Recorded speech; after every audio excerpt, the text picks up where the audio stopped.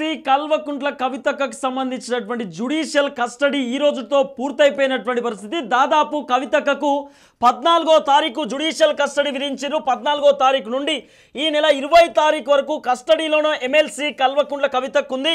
అయితే ఈ 6 రోజులకు సంబంధించినటువంటి సందర్భంలో 1 వీక్ కస్టడీలో దాదాపు కవితను ఎన్ఫోర్స్మెంట్ డైరెక్టరేట్ అధికారులు తర్వాత సిబిఐ అధికారులు పూర్తి స్థాయిలో కవితను అనేకమైనటువంటి క్వశ్చన్లు అడిగేటటువంటి ప్రయత్నం చేశారంటూ కూడా ఒక చర్చ వినబడుతున్నటువంటి పరిస్థితి. ఆ క్వశ్చన్స్ దాదాపు 100 క్వశ్చన్స్ అడిగేటటువంటి ప్రయత్నం చేశారు. ఈ 100 క్వశ్చన్స్లో 50 క్వశ్చన్స్ ఎన్ఫోర్స్మెంట్ డైరెక్టరేట్ అధికారులు, మరో 50 క్వశ్చన్లు సెంట్రల్ బ్యూరో ఆఫ్ ఇన్వెస్టిగేషన్కి సంబంధించినటువంటి అధికారులు క్వశ్చన్స్ అడిగారు. ఈ అనేకమైనటువంటి క్వశ్చన్స్లో ఎమ్మెల్సీ కల్వకుంట్ల కవితకు దాదాపు 40 క్వశ్చన్స్కి కీలకమైనటువంటి సమాధానం కూడా చెప్పిందనేటటువంటి ఒక చర్చ వినబడుతున్నది. ఇంకో అంశం కూడా కవితకు దాదాపు 2 రోజుల వరకు థర్డ్ డిగ్రీ ఇచ్చారనేటటువంటి ఒక చర్చ వినబడుతున్నది.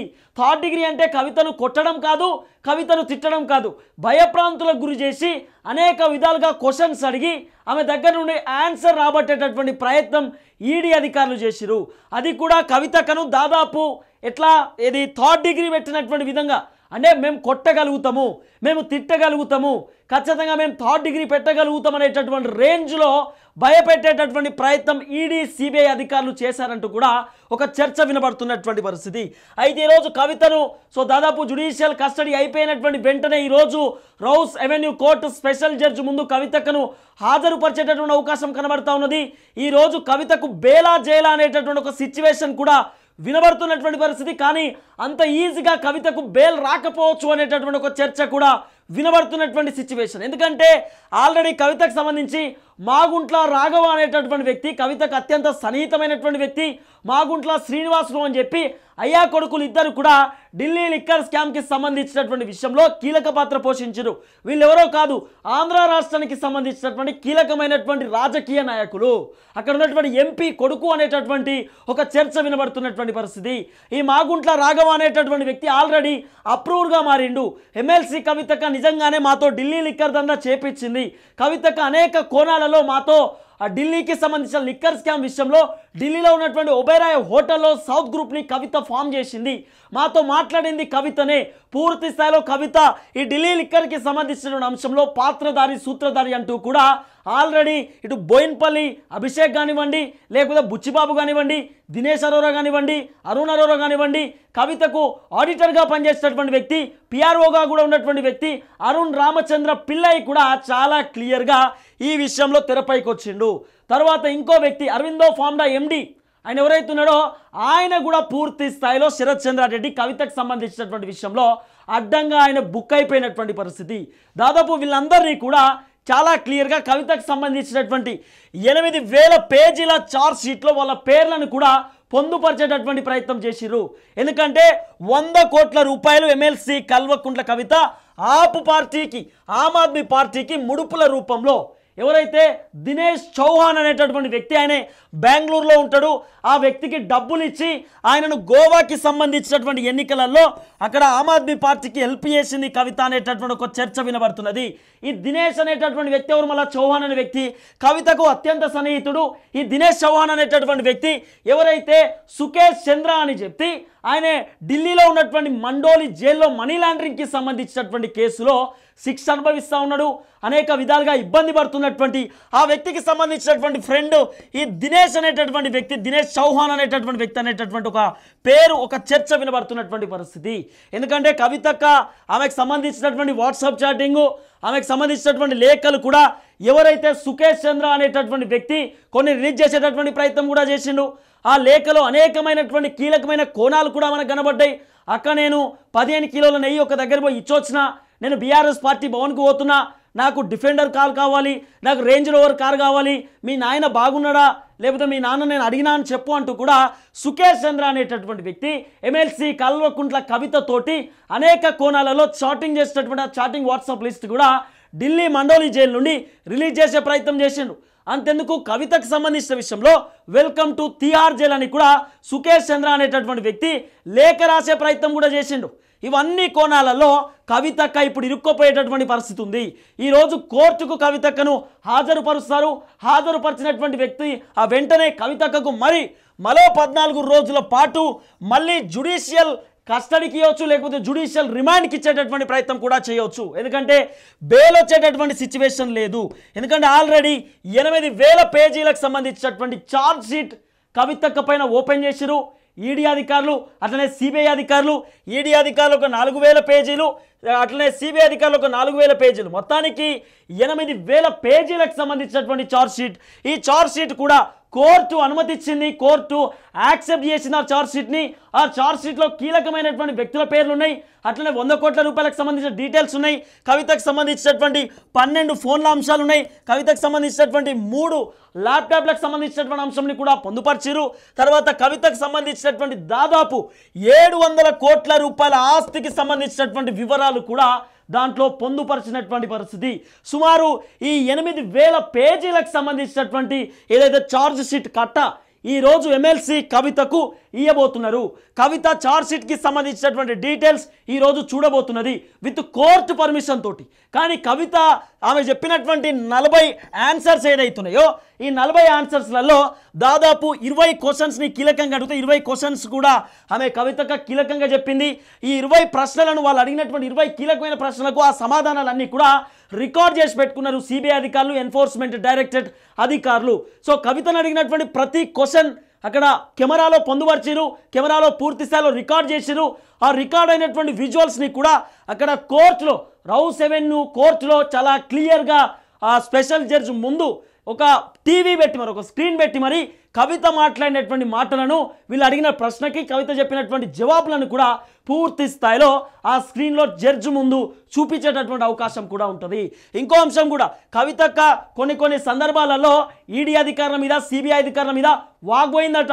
కవితక్క వాళ్ళపైన సీరియస్ అయ్యేటటువంటి ప్రయత్నం కూడా చేసిందంటూ ఒక చర్చ వినబడుతున్నది. కాబట్టి ఈ సీరియస్ అయినటువంటి విజువల్స్ కూడా సిబిఐ ఈడీ అధికారుల దగ్గర ఉంటుంది. సో ఆల్రెడీ అక్కడ స్పెషల్ జడ్జి చాలా క్లియర్గా కవితకు 2-3 సార్లు తిట్టిండు. మీకు సైడ్ బాక్స్లో ఒక విజువల్ కూడా ప్లే అవుతుంది.